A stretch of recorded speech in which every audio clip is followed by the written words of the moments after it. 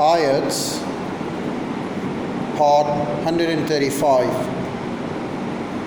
Less television, less violence and aggression. This study is by no means the first to find a link between television and violence. Virtually all of 3,500 research studies on the subject in the past 40 years have shown the same relationship. According to the American Academy of Pediatrics, among the most noteworthy studies is Dr. Leonard D. Aron's, which found that exposure to television violence in childhood is the strongest predictor of aggressive behavior later in life, stronger even than violent behavior as children.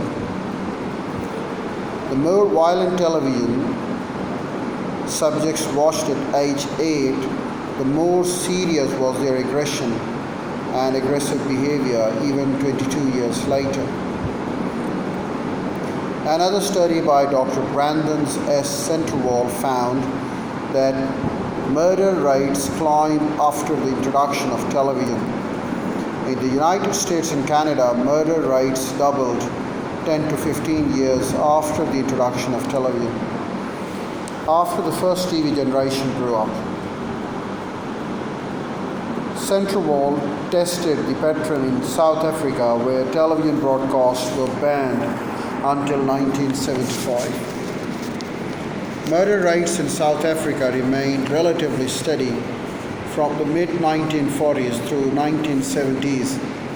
By 1987, however, the murder rate had increased 130% from its 1974 level. The murder rates in the United States and Canada had leveled off in the meantime. Centerwall studies implies that medium of television, not just the content, promotes violence, and the current study of Dr. Robinson supports that conclusion. The turn-off does not specifically target violent television, nor did the following allowance period. Reducing television in general reduces aggression and aggressive behavior. Even television that is not violent is more violent than the real life, and it may lead viewers to believe that the violence is funny, inconsequential, and viable solution to the problems. Also, watching television of any content robs us of the time to interact with the real people. Watching too much television may inhibit the skills and patience we need to get along with the others without resorting to aggression. TV as a medium promotes aggression and violence. The best solution is to turn it off.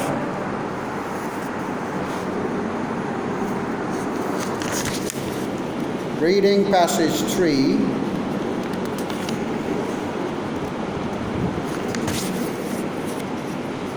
Issues affecting the southern resident orcas. Orcas, also known as killer whales, are opportunist feeders, which means they will take a variety of different prey species. JK and L pods, specific groups of the orcas found in the region, are almost exclusively fish eaters. Some studies show that up to 90% of their diet is salmon, with Chinook salmon being far and away their favorite. During the last 50 years, hundreds of the wild runs of salmon have become extinct due to the habitat loss and overfishing of wild stock. Many of the extinct salmon stocks are the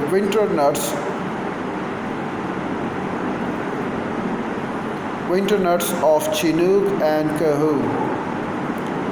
Although the surviving stocks have probably been sufficient to sustain the resident pots, many of the runs that have been lost were undoubtedly traditional resources favored by the resident or caste.